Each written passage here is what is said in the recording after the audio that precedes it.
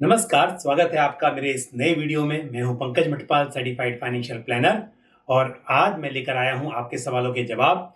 जो पहला सवाल मैं ले रहा हूं ये पूछा है आकांक्षा माहेश्वरी जी ने। आकांक्षा जी, आपने सवाल मुझे कई दिन पहले भेज दिया था, मुझे मालूम है, लेकिन मैं किसी वजह से आंसर नहीं दे पा रहा था। समय की थोड़ी सी कमी थी, बहुत सारे दूसरे असाइनमेंट्स थे, और अच्छा हुआ कि आपने इस सवाल को रिपीट किया, क्योंकि कई बार ऐसा होता है कि जब सवाल बहुत सारे आ जाते हैं तो ढूंढना मुश्किल हो जाता है। लेकिन क्योंकि आपने सवाल को दोबारा से पोस्ट किया तो मुझे ये आसानी से मिल गया, और आज मैं इसका आपको विस्तार से उत्तर दूंगा। तो आकांक्षा जी, आपका सवाल ये है कि आपको एसआईपी करनी है, 15 साल के बाद आपको 50 लाख रुपए मिलने चाहिए। यानी कि आपका जो फाइनेंशियल गोल है वो है 50 लाख रुपए का, और वो आपको आपके बेटे की स्टडी के लिए चाहिए। साथ ही आप 2 लाख रुपए लमसम भी इन्वेस्ट करना चाहती हैं, और उसके लिए आपके पास 20 साल का समय है। तो ये दो फाइनेंशियल गोल हैं। एक तो गोल है जो आपने बताया है कि आपको बच्चे की एजुकेशन के लिए पैसे चाहिए, दूसरा आपको 20 लाख रुपए चाहिए, और ये किस लिए चाहिए वो आपने नहीं बताया है। उसके बाद आपका ये सवाल है कि आप कैम्प्स से डायरेक्ट कर सकती हैं, और या ऑफलाइन करें, एसआईपी कर लूं, ये ठीक रहेगा या नहीं, और मैं अपना पोर्टफोलियो फिर ऑनलाइन ट्रैक कर सकती हूं क्या, उसका प्रोसीजर बताइए। श्योरली मैं आपको सब कुछ बताऊंगा एक एक करके। सबसे पहले बात करते हैं जो आपका फाइनेंशियल गोल है कि आपको 15 साल के बाद 50 लाख रुपए जुटाने हैं।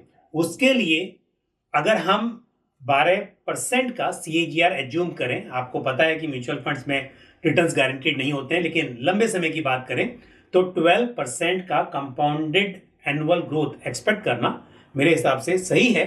और उस हिसाब से आपको 10,000 रुपया महीना निवेश करना होगा 15 साल में 50 लाख रुपए जुटाने के लिए। या फिर दूसरा तरीका यह है कि आप 6,000 पर मंथ से शुरू करें, मतलब कि फर्स्ट ईयर में हर महीना 6,000 रुपीज इन्वेस्ट करें, और उसके बाद अगले साल इसे 10% से बढ़ा दें। तो इस तरह से ईयर ऑन ईयर बेसिस पर आप इसे 10% से बढ़ाते जाएं। तो इस तरह से आप 15 साल में 50 लाख रुपए इकट्ठा कर पाएंगी। और मैं इसके लिए आपको कुछ स्कीम्स का सुझाव भी दूंगा। आप क्वांट एक्टिव फंड को अपने पोर्टफोलियो में शामिल कर सकते हैं, इसमें एसआईपी कर सकती हैं। क्वांट एक्टिव फंड एक मल्टी कैप फंड है, और एक मल्टी कैप फंड का investment large cap, mid cap और स्मॉल कैप सभी तरह के मार्केट कैप वाले शेयर्स में होता है। यानी कि मिनिमम 25% लार्ज कैप में, मिनिमम 25% मिड कैप और मिनिमम 25% स्मॉल कैप शेयर्स में एलोकेशन होता है। और बाकी का जो बचा हुआ 25% है उसे फंड मैनेजर अपने हिसाब से किसी भी तरह के मार्केट कैप वाले शेयर्स में एलोकेट कर सकते हैं। साथ ही आप ICICI prudential large and mid cap fund में इन्वेस्ट कर सकती हैं, और large and mid cap fund में मिनिमम 35% एलोकेशन लार्ज कैप में होता है, और मिनिमम 35% मिड कैप शेयर्स में होता है। तो ये भी आपके लिए एक अच्छी चॉइस हो सकती है। साथ ही ये देखते हुए कि आपका निवेश का नजरिया बहुत लंबा है, इन्वेस्टमेंट होराइजन काफी लंबा है, तो इस हिसाब से आप कैनरा रूबिको स्मॉल कैप फंड भी कंसिडर करें। यानी कि एक स्मॉल कैप फंड है, ये भी आपके पोर्टफोलियो में होगा तो ये बेहतर होगा। और साथ ही एक इंटरनेशनल फंड में भी आप इन्वेस्टमेंट कर सकती हैं, और इंटरनेशनल फंड में मैं आपको मोतीलाल ओसवाल S&P 500 फंड लेने की सलाह दूंगा। तो ये 4 फंड्स हैं। आप जैसा मैंने कहा, या तो 10,000 पर मंथ आप अभी से शुरू कर सकती हैं, या फिर यदि आप कम अमाउंट से शुरू करना चाहती हैं तो 6,000 पर मंथ की आप एसआईपी शुरू कर दें, और उसके बाद ईयर ऑन ईयर पर उसको बढ़ाते रहें। और यदि आप 6,000 और 10,000 के बीच, मान लीजिए कि आप 10,000 नहीं करना चाहती और 6,000 से अधिक करना चाहती हैं, तो जो भी पॉसिबल हो 7,000, 8,000, 9,000 उतना भी आप पर मंथ इन्वेस्ट कर सकती हैं। अब बात करते हैं 2 लाख रुपीज जो आप लमसम में इन्वेस्ट करना चाहती हैं। उसके लिए मैं आपको 2 स्कीम्स का सजेशन दूंगा। एक है Nippon India multi cap fund और दूसरा आप कंसिडर कर सकती हैं ICICI prudential flexi cap fund. तो एक अगेन मल्टी कैप फंड होगा और एक फ्लेक्सी कैप फंड होगा। तो मैं आपको दो अलग फंड्स लेने की सलाह दे रहा हूं ताकि आपके पोर्टफोलियो में थोड़ा और डाइवर्सिफिकेशन हो सके। और इन स्कीम्स में मेरा सुझाव यह होगा कि आप चाहे लमसम में इन्वेस्ट करना चाहती हैं, लेकिन फिर भी आप पूरे पैसों को एक दिन इन्वेस्ट ना करें, बल्कि इसे स्टैगर्ड मैनर में करें। आप यदि आपको 2 लाख रुपए इन्वेस्ट करने हैं तो इसे आप 5-6 भागों में बांट दें और इस तरह से आप समय समय पर इन्वेस्ट कर सकती हैं। यानी कि पूरा पैसा यदि आपका 2-3 महीने में पूरा इन्वेस्ट हो तो बेहतर रहेगा। यदि इस बीच में मार्केट में थोड़ी गिरावट भी आती है तो आपको थोड़ी ज्यादा यूनिट्स मिल सकेंगी। और दूसरा तरीका यह होता है कि आप इसे एसटीपी यानी कि सिस्टमैटिक ट्रांसफर प्लान के जरिए इन्वेस्ट करें। एसटीपी में पहले हम उन पैसों को उसी फंड हाउस के कम रिस्क वाली कोई स्कीम यानी कि लिक्विड फंड या ओवरनाइट फंड में पार्क कर देते हैं और वहां से एसटीपी सेटअप कर देते हैं। तो यदि मान लीजिए आपने वीकली एसटीपी सेटअप कर दी तो हर वीक में उस लिक्विड फंड में जहां आपने पहले पैसों को पार्क किया है वहां से हर वीक थोड़े थोड़े पैसे जो आपने डिसाइड किए हैं वो आपकी चॉइस की इक्विटी फंड में ट्रांसफर होते रहेंगे।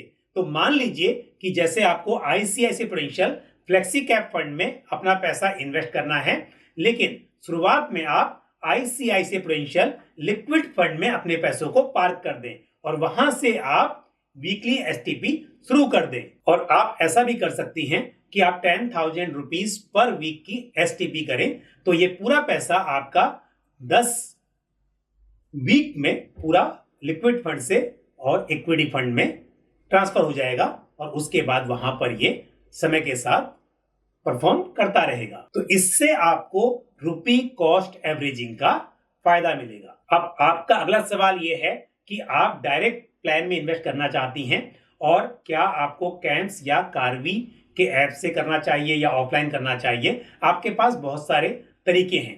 पहली बात यह है कि आप कैम्स की ऐप या उनकी वेबसाइट पर भी इन्वेस्ट कर सकते हैं और जो कार्वी यानी कि जिन स्कीम के लिए कार्वी रजिस्ट्रार होगा उसके लिए आपको कार्वी फिनटेक की ऐप पर जाकर इन्वेस्ट करना होगा। दूसरा तरीका यह है कि आप ऑफलाइन करें और उसके बाद भी आप कैम्स और कार्वी के ऐप पर अपना पोर्टफोलियो देख सकती हैं।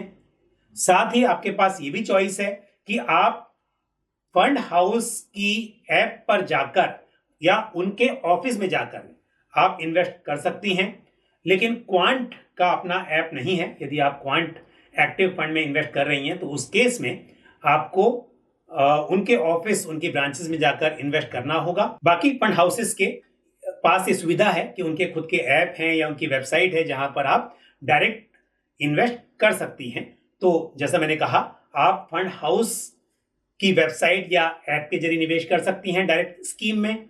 उनके ऑफिसेज में जाकर इन्वेस्टर सर्विस सेंटर में जाकर आप इन्वेस्ट कर सकती हैं और साथ ही आप कैम्स और कार्वी के ऑफिस में जाकर भी इन्वेस्ट कर सकती हैं, उनकी ब्रांचेस में जाकर इन्वेस्ट कर सकती हैं और या फिर आप उनकी ऐप के जरिए इन स्कीम्स में इन्वेस्ट कर सकती हैं। और यदि आपने ऑफलाइन मोड में इन्वेस्ट किया तब भी आप ऑनलाइन इन स्कीम्स की परफॉर्मेंस को या अपने पोर्टफोलियो को मॉनिटर कर पाएंगी। तो मैंने विस्तार से आपके प्रश्न का उत्तर देने की कोशिश की है। यदि इससे संबंधित आपका कोई अगला सवाल हो तो आप एक बार फिर से पोस्ट कर सकती हैं। और बढ़ते हैं आगे, लेते हैं अगला सवाल जो पूछा है PS5 यानी कि यहाँ पर स्क्रीन पर इनका नाम जो है वो PS5 है और सवाल यह है कि my parents don't have pension, can I set up IDCW यानी कि income distribution come withdrawal plan for them and how do I budget. तो आपका जो सवाल है कि बजट कैसे करें ये तो आपको खुद डिसाइड करना पड़ेगा या फिर आप कुछ इन्फॉर्मेशन शेयर कीजिए ताकि मुझे मालूम चले कि उनका खर्च अभी कितना है, कितने साल के बाद उन्हें पैसों की जरूरत पड़ने वाली है। उन सब बातों के आधार पर हम कुछ तय कर पाएंगे, लेकिन जब तक ये नहीं मालूम है कि कितने साल के बाद उन्हें कितने पैसों की जरूरत पड़ सकती है या किस तरह के उनके खर्चे रहने वाले हैं, तो इस सवाल का उत्तर देना थोड़ा मुश्किल है। लेकिन किसी भी व्यक्ति की जब रिटायरमेंट प्लानिंग की बात हो तो प्रेजेंट एक्सपेंसेस को ध्यान में रखते हुए और साथ में महंगाई दर यानी कि इन्फ्लेशन को ध्यान में रखते हुए और लाइफ एक्सपेक्टेंसी उस बात को एक एज्यूम करते हुए यह प्लान किया जा सकता है कि रिटायरमेंट के वक्त किसी व्यक्ति के पास कितना कॉर्पस होना चाहिए। और यदि आप बात कर रहे हैं कि आपके पेरेंट्स ऑलरेडी रिटायर हो चुके हैं तो फिर उनके पास जो कॉर्पस है उसे आपको सही तरीके से अलग अलग एसेट्स में, अलग अलग स्कीम में इन्वेस्ट करना होगा ताकि वो पैसा सेफ भी रहे और समय के साथ उसमें ग्रोथ भी हो और साथ ही उसमें लिक्विडिटी हो और जितने पैसों की आपको जरूरत है उतने पैसे आपको मिल भी पाए। यानी कि यदि वो सफिशिएंट पैसा होगा तो इस हिसाब से आपको प्लानिंग करनी चाहिए। दूसरा जो सवाल है कि क्या आप इनकम डिस्ट्रीब्यूशन कम विड्रॉल प्लान का ऑप्शन ले लें इन्वेस्टमेंट में, म्यूचुअल फंड्स में, तो मैं कहूंगा कि इसके बजाय आपको सिस्टमैटिक विड्रॉल प्लान का ऑप्शन लेना चाहिए, क्योंकि इनकम डिस्ट्रीब्यूशन कम विड्रॉल प्लान जो होता है यहां पर यह गारंटी नहीं होती है कि आपको हर महीने एक फिक्स राशि मिलेगी ही।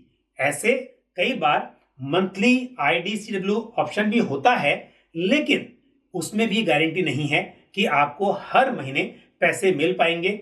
इसके बजाय यदि आप सिस्टमैटिक विड्रॉल प्लान का ऑप्शन ले लें और ये तय कर लें कि आपको हर महीने कितने पैसे विड्रॉ कर रहे हैं, तो उतने पैसे उस निर्धारित तारीख को डिसाइडेड जो प्री डिसाइडेड डेट है उस डेट को आपके पेरेंट्स के अकाउंट में आ जाएंगे। लेकिन हाँ, एक बात ध्यान रखना कि आप यदि पैसे विड्रॉ कर रहे हैं और समय के साथ पैसे उस रेट से नहीं बढ़ रहे हैं तो ऐसा हो सकता है कि एक समय के बाद जो पूरी कैपिटल है वो एग्जॉस्ट हो जाए, यानी कि जो आपका प्रिंसिपल अमाउंट है वो पूरा विड्रॉ हो जाए।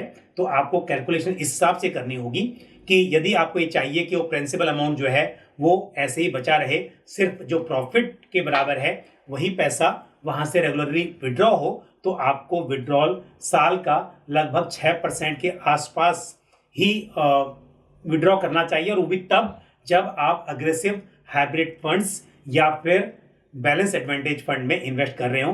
अगर इस रेट से आप विड्रॉ कर रहे होंगे तो चांसेस हैं कि उतनी ग्रोथ हम एक्सपेक्ट कर सकते हैं और आपका प्रिंसिपल अमाउंट जो है वो आपका लंबे समय तक चल पाएगा। लेकिन कई बार इन्वेस्टर्स एक बड़ा अमाउंट SWP के जरिए विड्रॉ करते रहते हैं, तो ऐसे केस में यदि वो कैपिटल एप्रिसिएट नहीं होती है तो क्योंकि आपका जो प्रिंसिपल है वो विड्रॉ होता रहता है, आपकी कैपिटल विड्रॉ होती रहती है, और ऐसे में आपका जो लमसम अमाउंट जो आपने इन्वेस्ट किया था वो बहुत लंबे समय तक नहीं चल पाता है। तो इन बातों को ध्यान में रखते हुए आप प्लान कर सकते हैं, या फिर आप दोबारा से मुझे और डिटेल में इंफॉर्मेशन भेजें ताकि मैं इसका विस्तार से उत्तर दे सकूं। तो बढ़ते हैं आगे, लेते अगला सवाल जो पूछा है प्रीतम शर्मा ने।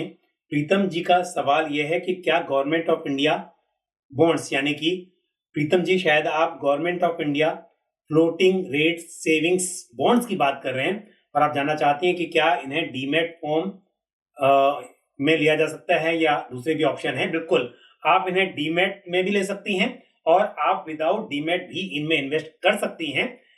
जब हम बिना डीमेट इन्वेस्ट करते हैं तो इसे हम बोलते हैं कि RBI की बुक में आप इन्हें बाय कर रहे हैं, यानी कि इनका जो रजिस्ट्रेशन है वो RBI के रिकॉर्ड में हो जाता है, आप ये समझ लीजिए। तो आप बिना डीमेट अकाउंट के भी आप इन बॉन्ड्स में इन्वेस्ट कर सकती हैं और ये बॉन्ड्स आपको बिना डीमेट के अलॉट हो जाएंगे। और ये भी ऑप्शन है कि यदि शुरुआत में आपने इन्हें RBI की बुक ऑफ अकाउंट्स में लिया है तो आप फ्यूचर में इन्हें डीमेट में कन्वर्ट भी कर सकती हैं। लेते हैं अगला सवाल जो पूछा है रंजन कुमार झा जी ने।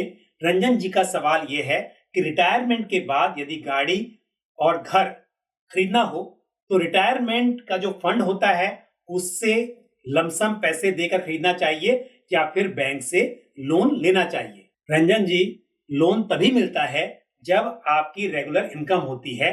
रिटायरमेंट के बाद बैंक किसी व्यक्ति को लोन नहीं देता है जब तक कि ऐसा ना हो कि रिटायरमेंट के बाद आपकी कोई अलग से आय हो और उस आय पर आपको कुछ लोन मिल सके, लेकिन वो भी होम लोन मिलना, क्योंकि होम लोन बहुत लंबे समय का होता है, वो थोड़ा मुश्किल है।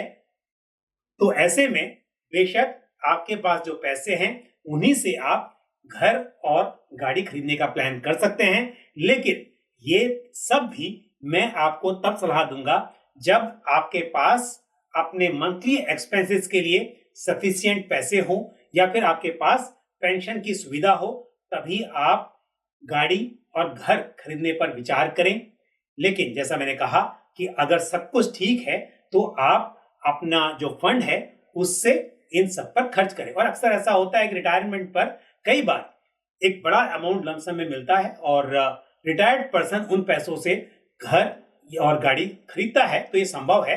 लेकिन जैसे मैंने कहा कि आपको ये सब सही तरीके से प्लान करना होगा। लेकिन मेरे हिसाब से आपको यदि लोन मिल भी रहा हो तो आप लोन लेने पर विचार ना करें।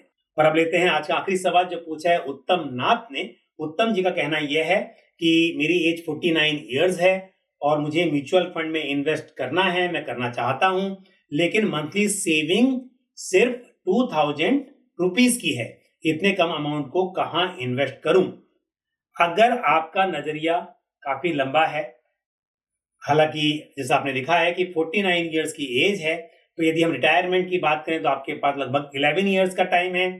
आपने यदि पहले म्यूचुअल फंड में इन्वेस्ट नहीं किया है तो मेरी सलाह आपको ये होगी कि आप 2000 रुपीज एक बैलेंस एडवांटेज फंड में एसआईपी के जरिए इन्वेस्ट करें। तो बैलेंस एडवांटेज फंड में आप ICICI prudential balanced advantage fund या आदित्य बिरला सन लाइफ बैलेंस्ड एडवांटेज फंड को कंसीडर कर सकते हैं। तो आज जिन सवालों का मैंने उत्तर दिया, मुझे उम्मीद है कि वो आपको ठीक से मेरी सलाह या मेरी राय समझ में आई होगी। आपके कोई और सवाल या सुझाव हो तो आप कमेंट बॉक्स में जरूर पोस्ट करें। आज के लिए बस इतना ही। अगले वीडियो में फिर आपसे मुलाकात होगी। Thank you. जय हिंद। म्यूचुअल फंड निवेश बाजार जोखिमों के अधीन है। योजना से संबंधित सभी दस्तावेजों को ध्यान से पढ़ें।